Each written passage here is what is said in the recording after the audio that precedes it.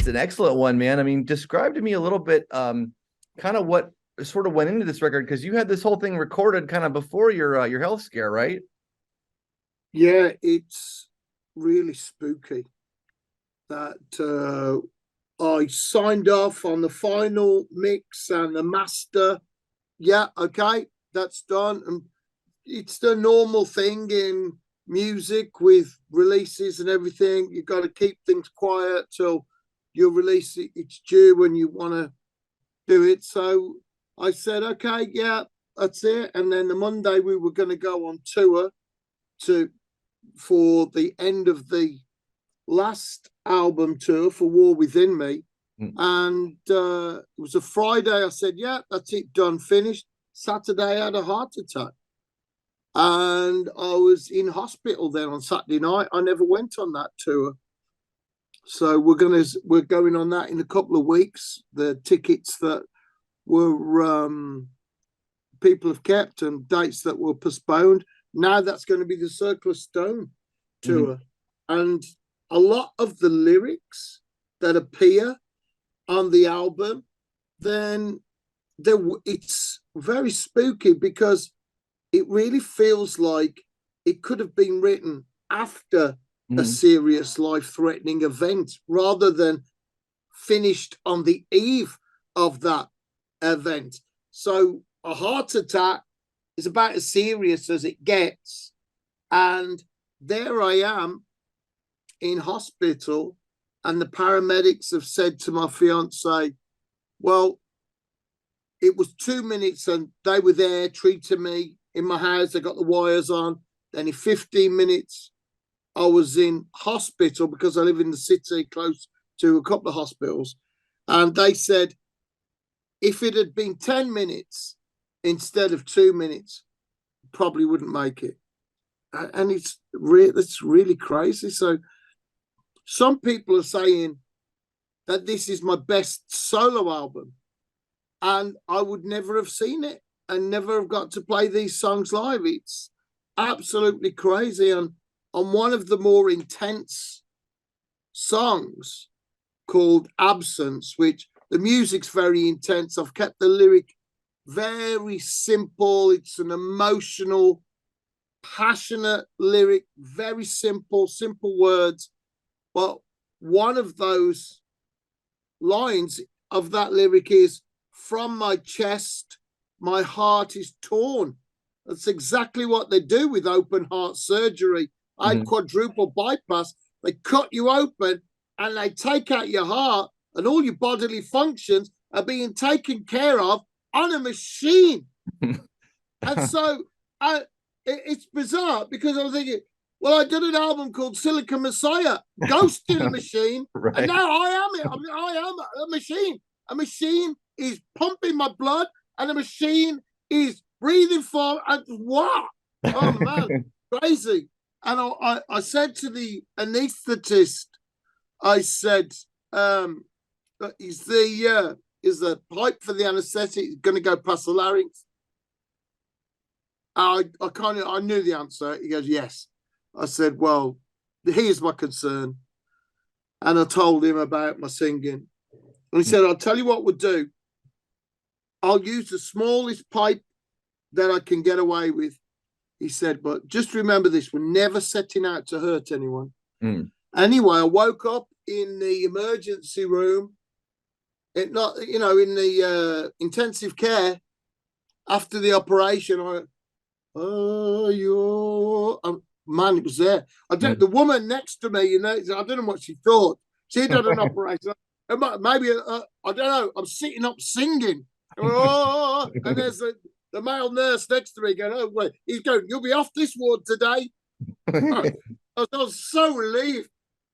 Because I thought, no, I've been going a long, long time. But it's been a journey. And on this album, I felt with all the struggles and twists and turns that we had and different pressures and all of that some of these songs came out a bit lucky. Oh, that went together. Other ones that were agony. And they were impossible puzzles to put together to make them make sense. all of that, my voice, when we got the lyric and the melody together, I felt I was able to do so much.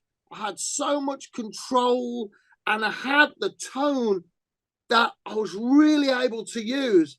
And I was saying, oh man, I've just got it. So I feel I can actually sing and do something important vocally. And if that gets all scratched up, I'll deal with it. But what a sadness that will be. Anyway, I'm fine. And my voice came back strong, and I was able to sing a bit and keep my voice all through my recovery, not able to do any, strong exercise, but getting my strength back now. My voice has been good. I've done a lot of shows, and now I'm just getting my strength back here, because this, you really have to rest, because if you mess the recovery up on this, you've got to go 7 weeks and do nothing to give yourself the best chance. If you mess that recovery up and you mess this up, you're in real trouble for a very long time. So you got to go slow to go fast. And I don't know, it just feels very, very spooky. Before I took my lady down, I said, I'm taking you out for lunch. Oh, great. Oh, I said, but we've got to, we're going out early, 10 o'clock. Oh, that's early. And then she's going, it's taking a long time to get there. I took her to Stonehenge, about 4 hours from my house. I took her down there to the heel stone, where you line yourselves up with a heel stone, winter solstice. And I said, this is it. Come on then. And later, so I asked her to marry me at Stonehenge. And later on, Chris and I trying to think what we're going to call the album, because we've got these great titles that it could have been. And I said, well, it looks like that the B-side now here, this is going to be a story. This could be a story now. And we got this song that we really like, Circle of Stone. And I'm looking at a postcard of Stonehenge where I've got engaged. And I'm going, I think we've got to call this Circle of Stone.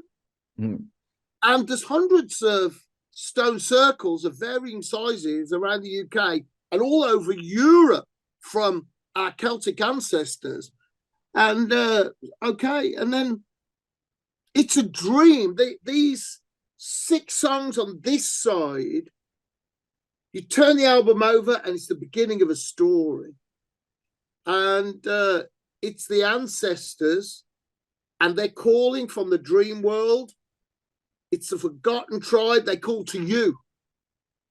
Now it's for you to become the leader and lead your forgotten tribe back to their homeland. But they call to you in a dream. And we're going, wouldn't it be great if we had someone who was the voice of the ancestors calling from the dream? And we go, hey, what about that guy Nicholas we met from Wolf? And we met this guy, a great band, Wolf, as well. I don't know if you heard of him. In Metal Maniacs, I think, is a festival in Netherlands. And we're sharing a dressing room, which I hate, man. I don't even like sharing a dressing room with my own band. You know what I mean? Just, and we're sharing a dressing room. What? Can we special our own dressing room? Anyway, we get along great. It's absolutely great. Wonderful, wonderful guys, great musicians. And my co-producer, co-writer, Chris, said to me, well, what about Chris? He said, what about Nicholas? I said, you know what? I'm going to give him a call, because such a different voice. There would be no way of mistaking him for Blaze Bayley. So you feel that. So we've got him, and he goes, in your mind's eye, can you see your homeland? And it's really cool.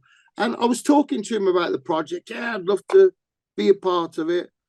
And he said, oh, there's a stone circle in my village in Sweden. I said, oh, yeah. He said, yeah, it's a circle dedicated to my ancestors, Viking warriors. It's in the shape of a longbow. I mean, what? And it's just like, how could that coincidence happen that I'm asking him to be the voice of the ancestors, and in his village is a stone circle dedicated to his ancestors. Unreal. And when we did the video, it was just fantastic. His voice and the way that just brilliant. And the first part of the album, these songs here, then it's more of my thoughts and some stories. Mind Reader, the new video, that's really when people judge you by the way you look and they don't even know your name, but already they decided who you are and what your values are. So, they can read your mind. They know what you're thinking. I don't think so. You don't know what I'm thinking, because if you did, I'm going to knock you out. All right. So that's kind of what it's about. It's don't let those people and what they say become a part of what you think about yourself. It's difficult enough not to, don't talk bad about yourself. It's difficult enough to stop yourself doing that without other people and taking that on board.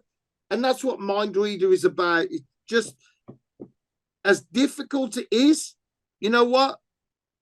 All of us that love music and live for music and something else, we're better than them that are living for money. We're much better. We're much better. Our values are different, man. As people that do what we do, you do in your show, and all of that, it's just we live a different way to those people. And that's really what that's about. And then Tears in Rain, the movie Blade Runner? Mm-hmm. It's an old movie now. And it's Tears in Rain. That's the story of Roy, central character that is so desperately seeking a way to live his life that he should have, that he deserves, really. And he's perfect, but he can't live longer than they told him. They've decided his life, and he struggles against that. That's his story. And I think, online and movie buffs, all of us that really love movies and science fiction movies, we all drag that line out occasionally as just like Tears in Rain. These memories will disappear, just like Tears in Rain. It's one of the saddest scenes in a movie ever, in my opinion. So I'm really pleased with the way it's turned out. It was an accident, and maybe there was more to it. I don't know. Describe to me, man, walk me through your first show back, after all the kind of terror and terror. Yeah, anxiety. I'm like, they give you a spray, and it's like, well, if you feel your heart going and joining, if you have this spray, I've got my spray on me. I've got my fiance in the front row with the spray on her, just in case I collapse on the stage. Just got to spray this stuff down my throat. The amount of anxiety. I'm like, am I breathing too hard? Am I getting out of breath? Is that muscle pain? Is it heart pain? Luckily, the stage was tiny and a very small room, familiar with a lot of hardcore fans had flown in, and I had a lot of great support. I just tried not to get out of breath, didn't move around too much, didn't do a meet and greet before, just stood, checked myself afterwards. I'm okay. Phew. So getting that first one, the anxiety of it was just incredible. But getting that first one done and doing it well was a huge relief. And then the way that things had worked out was there were 5 clear days before the next show. So that was good. So if anything had happened, I'd have had a chance to kind of get myself back together, but nothing did happen. I was okay. And then the next one, I felt a bit more confident. We only had 6 shows of my solo things left with we hadn't cancelled them or postponed them. And they just got better and better. By the last one, I was like, yeah, okay, I'm Rocky on the steps.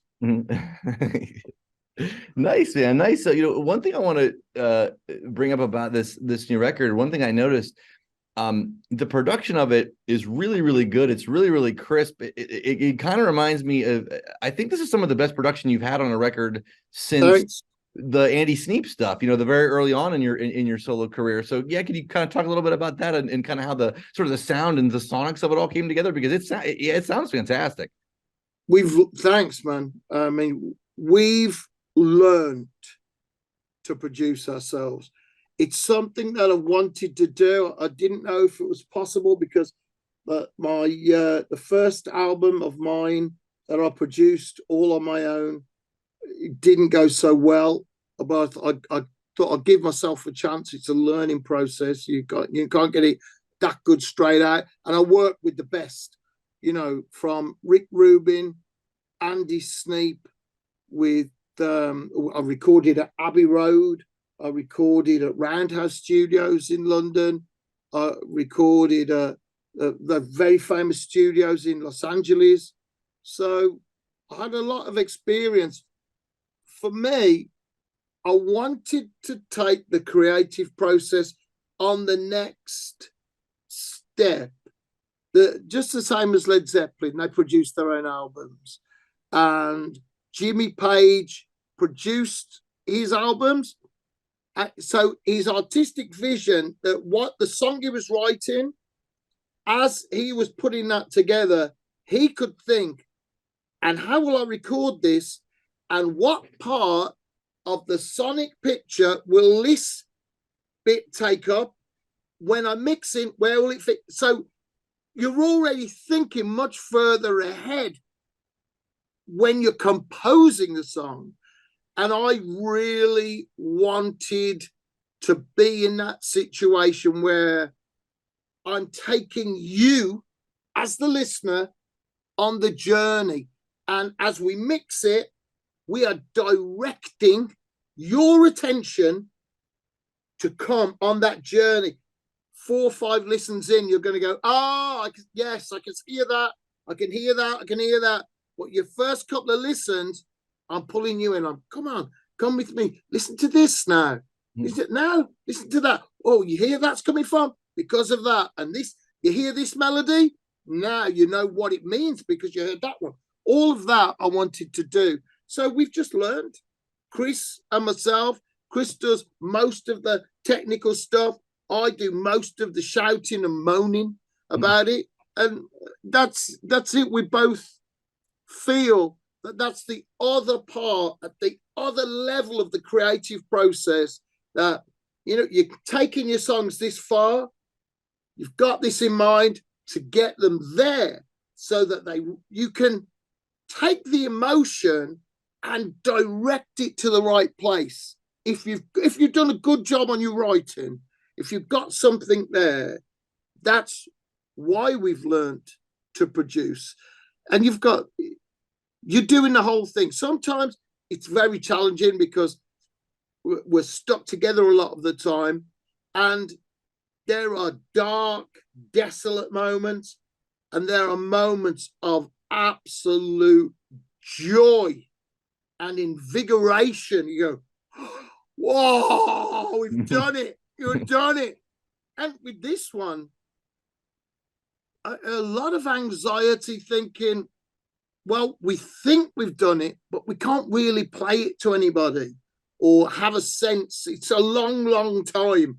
And also, as it gets further from that final mix and master, you're going, is it really finished? You've got to leave it. You can't come back. And so far, we've had fantastic reactions, and we try to keep things very, very simple as well.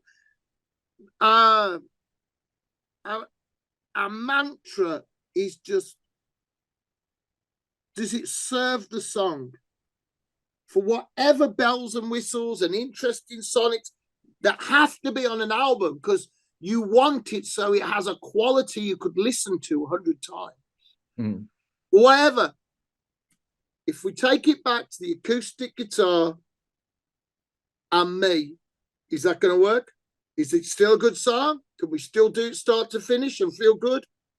That's what we're constantly answering. Has it still got that? when we get to the instrumental, are we going, oh, I can't wait for the singing to start? Or are we going, oh, where are we going? Oh, what's that? Oh, yeah, oh, come on. That's what we're trying to do. So it's nice. It certainly a lot of anxiety before that first single comes, and we're going, oh, and it's got a different voice on it. People don't know it's a story. They go, why do you need extra singers? Actually, we had to do this first. We feel it's so strong, but Niklas plays the part of the ancestors. And when you get the full album and you see all of the artwork, then you know what's happening. So, so far, so good. I got you. One thing I really like about Chris and his playing style too. He does a really nice job. I mean, he writes some just amazing guitar parts, but he does a really good job of kind of balancing between metal. And then when he goes to solo, it's very rock and roll-esque. Like it's very much reminds me of Wolfsbane almost when he solos. I like that mix. There's been certain albums where they've sounded of yours where they've been like, a lot more like Man Who Would Not Die. Those ones are a lot more metal and a lot heavier overall. But I like his kind of balance, kind of between the metal and rock. I mean, but yes, speak to that a little bit if you would, and kind of how you. Well, what we do, I'm just a huge electric guitar fan. I'm not a player, but I am a lover of electric guitar and noise. And coming from the Eddie Van Halen, Jimi Hendrix school of a guitar can sound like what? So this is it. And Chris has great melody in his hands. So we're bouncing around and I'm going, oh, can it go a bit faster there? And he's going, give me a minute. So it is. So I'm encouraging him a lot of the time. I'm producing him. I'm encouraging him to really lay into his shredding. And when it gets melodic, those melodies to be so strong and so defined that they're just breathless. That's so strong. It's like he's playing fucking massive cables, tying up a ship. The tone that he gets on those, and then he produces me and goes, no, it's got to be softer here. Try it this way and stuff. So we go through that, and I'll go, well, what can you show me here, or what have you got? And because I love electric guitar, we're never in a hurry. And I think this is the thing about really great solos and instrumental sections is we're not in a rush to get them over quickly, but we are concerned that the journey is always interesting. So something is really going on for you as the listener to get you to that next part. We're not in a hurry to get there, but we do want to make that journey fulfilling for you as a listener, because you're so precious to us. We're thinking of you all the time. And we're also thinking, how is this going to feel live? If this is one of the songs that gets picked live for us how are we going to feel doing this live? Embarrassed? Because you might do, if you don't put the work in, you might feel like, oh, I got to do this bit again. It's so obvious. Or you're going to feel like, yeah, now this bit.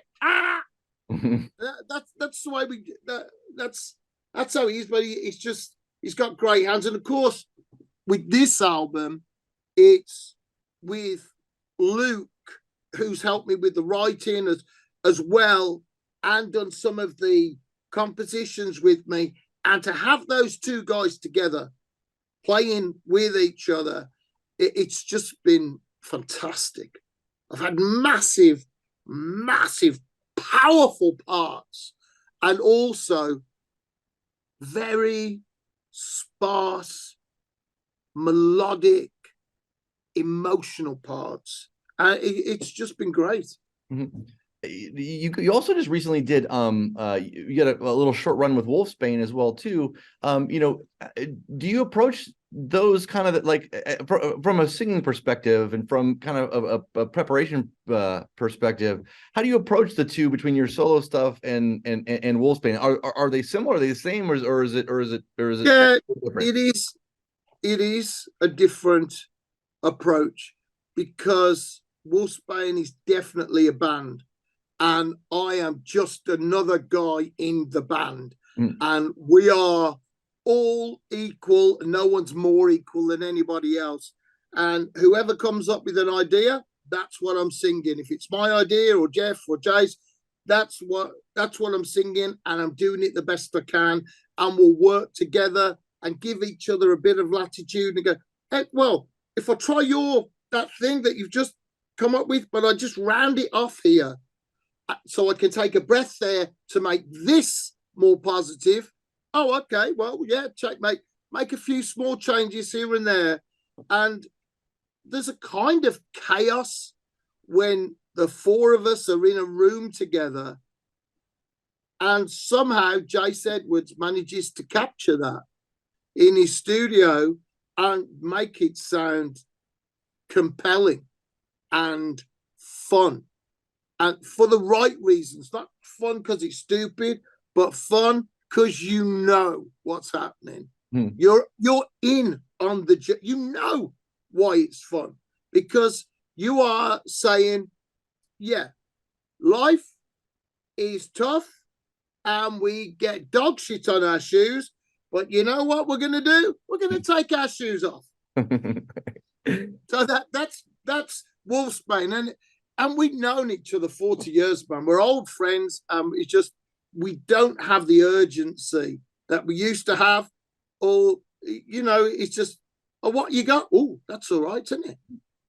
What you got? Oh yeah. Or we're very easygoing compared to how we used to be, and there's a certain power that is born of this simple way of looking at things.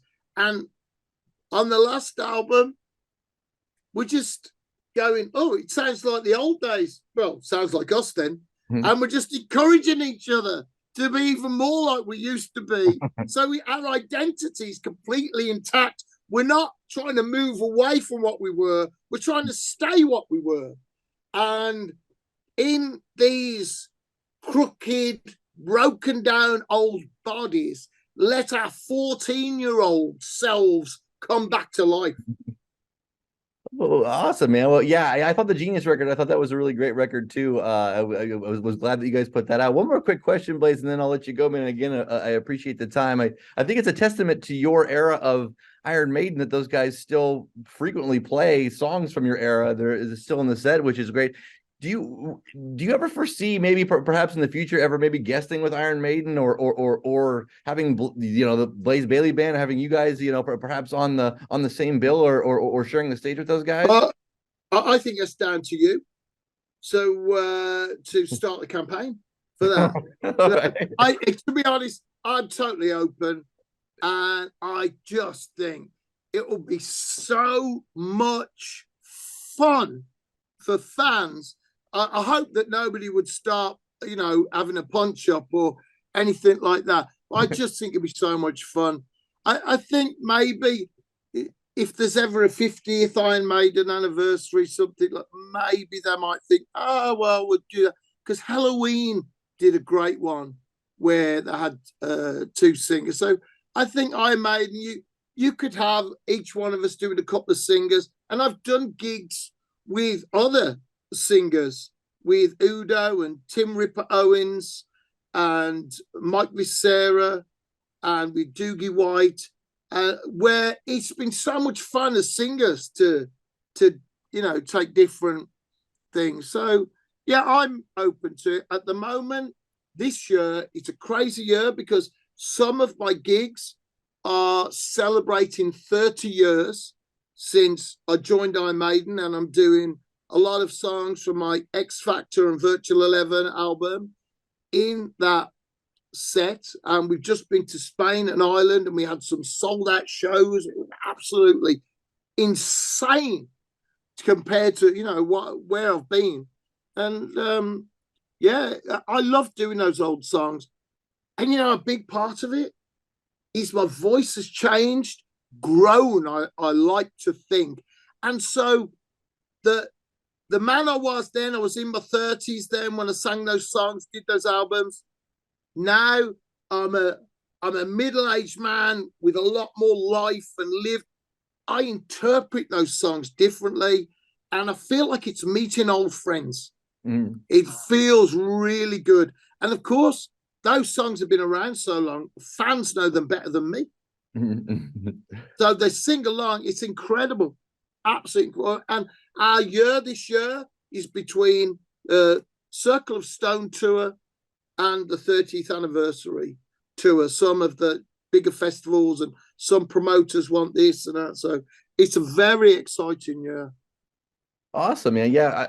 How cool would it be to have you and Bruce, you doing like kind of you doing the lower octave or the lower harmony and him doing the high? Oh, I'd love it. I'd absolutely love it. And I already sang on stage with Bruce.